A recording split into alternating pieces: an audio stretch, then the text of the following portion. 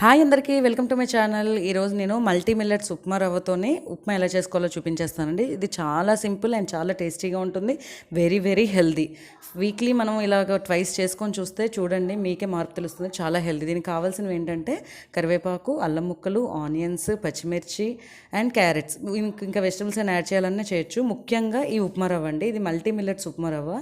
ఏ super మార్కెట్లో అయినా చాలా ఈజీగా దొరికేస్తుంది. నేను తీసుకున్నది అయితే సిరిధాన్యాలు ఉప్మా రవ్వ అండి. ఇందులో 9 రకాలు ఉంటాయి యాక్చువల్గా. ఫస్ట్ ఒక కడాయి తీసుకొని తర్వాత ఒక 2 టేబుల్ స్పూన్స్ ఆయిల్ వేసుకుందాం. అది కొంచెం వేడెక్కాలి. అది కొంచెం వేడెక్కాక ముందుగా పోపు దినుసులు వేసుకుందాం, ఒక 1 టేబుల్ స్పూన్. అది కొంచెం చిట్పట్లాడుతూ ఉండగా శనగపప్పు వేసుకోవాలి, ఒక 2 టేబుల్ స్పూన్స్ దాకా. ఇది కొంచెం దూరగా వేగాలంటే ఒక 1 మినిట్ వెయిట్ చేద్దాం. ఇది కొంచెం వేగాక ఇప్పుడు కొంచెం అల్లం ముక్కలు కట్ చేసి పెట్టుకున్నాను కదా, అవి కూడా వేసేసుకొని కరివేపాకు కూడా యాడ్ చేసేసి తర్వాత పచ్చిమిర్చి సన్నగా కట్ చేసుకున్నాను పొడవుగా, ఇవి కూడా వేసాక కొంచెం పచ్చిమిర్చి వేగేదాకా వెయిట్ చేయాలండి. ఉప్మా అనేది మనకి జనరల్గా చేస్తూనే ఉంటాము. ఈ తెల్ల నూక, ఎర్ర నూక, మనం సేమియా కాకుండా ఇలాంటివి అప్పుడప్పుడు మార్చి చేయడం వల్ల ఇంట్లో వాళ్ళు కూడా హెల్తీగా ఉంటారండి. ఇప్పుడు మనం కట్ చేసుకున్న వెజిటబుల్స్ యాడ్ చేయాలి.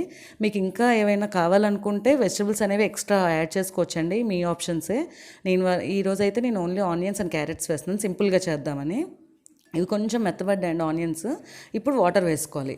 రేషియో ఏంటంటే యాక్చువల్గా మనం ఏ కప్ అయితే తీసుకున్నామో దానికి 2.5 కప్స్ వేసుకోవాలండి వాటర్. అప్పుడే మీకు బాగా వస్తుంది. ఇంకా మీకు లూజ్గా కావాలి అనుకుంటే మాత్రం 3 కప్స్ వేసుకోవాలి. చూస్తారు. ఇలా కొంచెం వాటర్ వేసుకొని టేస్ట్కి సరిపడా సాల్ట్ వేసుకొని చక్కగా ఇది బాయిల్ అవ్వాలండి. ఒకసారి మనకి ఇలా చూసారా, ఇలా మసులుతూ ఉండగా ఇప్పుడు కొంచెం సిమ్లో పెట్టేసుకొని స్టవ్ని చక్కగా ఉప్మా రవ్వని ఇందులో వేసుకొని మెల్లమెల్లగా కలిపేసుకుందాం. చక్కగా ఇలా వేసుకొని ఒకసారి కలిపేసుకున్నాక ఒక 7 to 8 మినిట్స్ అయితే సరిపోతుందండి. మొత్తం రవ్వ ఉడికిపోతుంది, చక్కగా టేస్టీ అండ్ హెల్దీగా ఉంటుంది. కాకపోతే ఇది వేడివేడిగా తింటేనే చాలా బాగుంటుందండి. చల్లగా అయిపోతే కొంచెం గట్టిగా అయిపోతుంది. వేడివేడిగా సర్వ్ చేసేసుకొని చక్కగా పల్లీల చట్నీ కావచ్చు, లెమన్, ఏదైనా మీ ఇష్టం, ఆప్షన్ అనేది. ఇలా వేడివేడిగా ఉన్నప్పుడు ఇలా స్టవ్ ఆఫ్ చేసుకొని 7 to 8 మినిట్స్ అయితే ఉడికిపోయిందండి. ఇప్పుడు స్టవ్ ఆఫ్ చేసేసుకొని ప్లేట్లోకి సర్వ్ చేసుకొని మొత్తం ఫ్యామిలీకి సర్వ్ చేయండి. టేస్టీగా ఉంటుంది, హెల్దీగా ఉంటుంది. మల్టీ మిల్లెట్స్ ఉప్మా అయితే ready. Thanks for watching my video. Please subscribe my channel. Bye bye.